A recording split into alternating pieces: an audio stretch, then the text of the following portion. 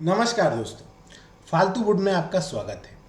आज हम बात कर रहे हैं नरेंद्र मोदी गवर्नमेंट है जो वर्तमान में केंद्र सरकार में, उसके बहुप्रतीक्षित मंत्रिमंडल विस्तार की। उसका मंत्रिमंडल विस्तार होने वाला है क्योंकि नरेंद्र मोदी सरकार ने अभी तक 2019 के बाद अपने मंत्रिमंडल में कोई फेरबदल नहीं किया है और वर्तमान में लगभग 61 के आसपास इस समय मंत्री हैं और मंत्रिमंडल में भारतीय संविधान के मुताबिक अधिकतम 81 मंत्री हो सकते हैं।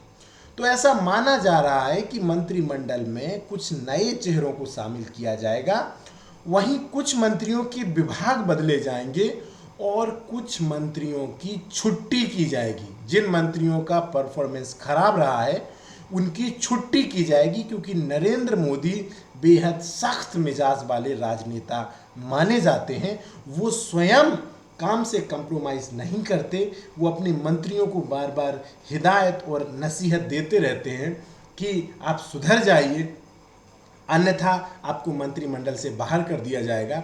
इसी परफॉर्मेंस के आधार पर वो अपने मंत्रिमंडल में बदलाव करेंगे। तो दोस्तों, हम आपको कुछ बता रहे हैं संभावित नाम जो कि नरेंद्र मोदी कैबिनेट में शामिल हो सकते हैं। तो इसमें जो सबसे बड़ा नाम है वो मध्य प्रदेश से आते हैं ज्योतिरादित्य सिंधिया, जो कि बीजेपी के राज्यसभा सदस्य हैं क्योंकि वो गुना में लोकसभा चुनाव केपी यादव से हार गए थे और केपी यादव बीजेपी के ही उम्मीदवार थे और केपी यादव कभी ज्योतिरादित्य सिंधिया का दाहिना हाथ माने जाते थे। इन्हीं का चुनावी कार्यक्रम जो था वो संभालते थे। उनके हाथों हार होने के पश्चात कांग्रेस में ज्योतिरादित्य सिंधिया का अपमान होने लगा, जिससे वो नाराज हो गए और उन्होंने 22 विधायकों के साथ बीजेपी में शामिल होना अच्छा समझा और वो बीजेपी में शामिल हो गए। फलस्वरूप कांग्रेस की कमलनाथ सरकार गिर गई और यहाँ पर बीजेपी की सरकार बन गई और बीजेपी ने उन्हें इनाम के तौर पर राज्यसभा में भेजा।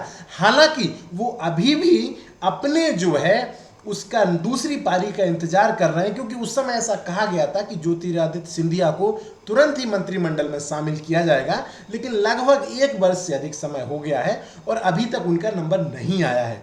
तो इस मामले में उनकी दावेदारी बहुत मजबूत है, वो केंद्रीय मंत्रिमंडल में शामिल हो सकते हैं। दूसरी चर्चा दोस्तों कैलाश विजयवर्गीय को लेकर के भी है क्योंकि वो इस समय पश्चिम बंगाल के प्रभारी हैं और हो सकता है कि उनको पश्चिम बंगाल के प्रभारी पद से मुक्त किया जाए तो फिर उनको जो है बीजेपी की केंद्रीय कैबिनेट में शामिल किया जा सकता है। ये दूसरा बड़ा नाम मध्य प्रदेश से आ रहा है। तीसरा नाम राकेश सिंह का हो सकता है जो जबलपुर से सांसद हैं, अच्छे नेता माने जाते हैं, तो हो सकता है कि उनका नंबर भी बीजेपी के जो केंद्रीय नेतृत्व है वो अगले मंत्रिमंडल में शामिल करे। दूसरों, एक अन्य नाम और है जो बिहार से आता है और ये नाम है सुशील मोदी का। दोस्तों, आपको पता होगा बिहार में जब से बीजेपी नीतीश सरकार बनी है हमेशा जो सुशील मोदी हैं वो उप मुख्यमंत्री रहे हैं और नीतीश कुमार के बेहद करीबी माने जाते हैं। इस वजह से बीजेपी का जो बिहार का जो नेतृत्व था वो सुशील मोदी से कहीं ना कहीं नाराज था। इसलिए इस बार बीजेपी के केंद्रीय नेतृत्व ने सुशील मोदी को कोई भी मंत्री जो बिहार सरकार है उसमें जगह नहीं दी है, अपितु उनको राज्यसभा का सदस्य बनाया है। तो ऐसा माना जा रहा है कि वो सुशील मोदी बीजेपी की जो सरकार है उसमें मंत्री हो सकते हैं केंद्र की सरकार में। बिहार सरकार में तो उप मुख्यमंत्री के नाम पर बीजेपी ने 2 नेता चुने हैं, एक का नाम है तारकिशोर प्रसाद और दूसरी है रेणु देवी, और सुशील मोदी का पत्ता काट दिया है दोस्तों। और दूसरा नाम जो चल रहा है वो है पूर्व केंद्रीय मंत्री राजीव प्रताप रूडी का। वो भी बीजेपी के बड़े प्रभावशाली नेता माने जाते हैं, तो इसलिए उनको भी केंद्रीय मंत्रिमंडल में जगह मिल सकती है। दोस्तों, इसमें एक और महत्वपूर्ण नाम है, वो है असम के पूर्व मुख्यमंत्री सर्बानंद सोनोवाल का, जो कि माजुली से विधायक चुने गए हैं। परंतु इस बार बीजेपी ने जो कांग्रेस से 2015 में बीजेपी में आए हिमंता विश्व शर्मा को मुख्यमंत्री पद के लिए चुना है और हिमंता इस समय असम के मुख्यमंत्री हैं। जाहिर सी बात है सर्बानंद सोनोवाल इस समय खाली हैं, उनके पास कोई पद नहीं है। तो दोस्तों ऐसा माना जा रहा है कि सर्बानंद सोनोवाल केंद्रीय मंत्रिमंडल में शामिल हो सकते हैं, क्योंकि जब हिमंता विश्व शर्मा को असम का मुख्यमंत्री चुना गया था तब नरेंद्र मोदी ने सर्बानंद सोनोवाल की तारीफ में ट्वीट किया था और ये कहा था कि उन्हें सर्बानंद सोनोवाल जैसे सहयोगियों की जरूरत है। और इससे पहले भी सर्बानंद सोनोवाल असम का मुख्यमंत्री जब वो 2016 में बने तो उससे पहले वो जो है केंद्रीय मंत्रिमंडल में खेल एवं युवा मामलों के मंत्री थे। तो सर्बानंद सोनोवाल वहां से मंत्री बन सकते हैं। दोस्तों इसमें एक और नाम है, वो है मुकुल रॉय का।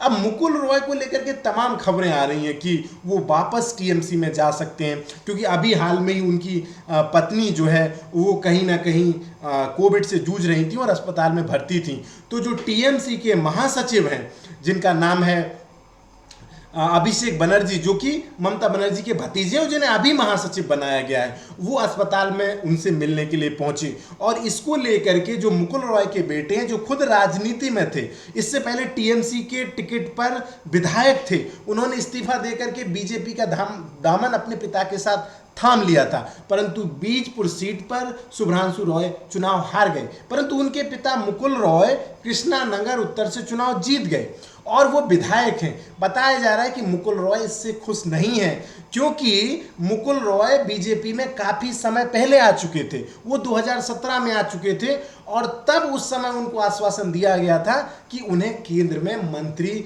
पद दिया जाएगा, परंतु 2017 से उनका अभी भी इंतजार चल रहा है और इसी बीच उनको विधायक बना दिया गया।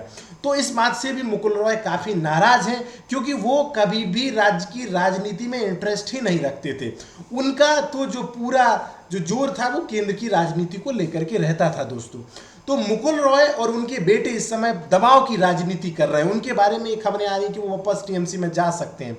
परंतु दोस्तों अभी हाल में मोदी ने मुकुल रॉय को फोन करके हालचाल जाना। और दोस्तों एक खबर और ये भी है कि जो मुकुल रॉय हैं और जो शुभेंदु अधिकारी हैं उनके बीच के संबंध भी इतने अच्छे नहीं हैं, और बीजेपी में जो शुभेंदु अधिकारी है उसका कद बहुत ज़्यादा बढ़ चुका है और वो इस समय दिल्ली में है, वो मोदी से मुलाकात कर रहे हैं, वो अमित शाह जी से मुलाकात कर रहे हैं और वो तमाम केंद्रीय मंत्रियों से मुलाकात कर रहे हैं और पश्चिम बंगाल की जानकारी केंद्रीय नेतृत्व को मुहैया करा रहे हैं। जाहिर सी बात है कि कहीं ना कहीं बीजेपी की जो सेंट्रल लीडरशिप है वो शुभेंदु अधिकारी पर ज़्यादा विश्वास दिखा रही है और ये बात कहीं ना कहीं मुकुल रॉय को खटक रही है कि कहीं ना कहीं उनका बीजेपी में प्रभाव कम होता जा रहा है। तो हो सकता है दोस्तों कि उनको मनाने के लिए मुकुल रॉय को भी केंद्रीय मंत्रिमंडल में शामिल किया जाए, ये हो सकता है, एक संभावना है, क्योंकि वो प्रेशर पॉलिटिक्स का सहारा ले रहे हैं। पर कई बार होता है कि नरेंद्र मोदी सरकार इतने जल्दी प्रेशर पॉलिटिक्स में आती नहीं है दोस्तों।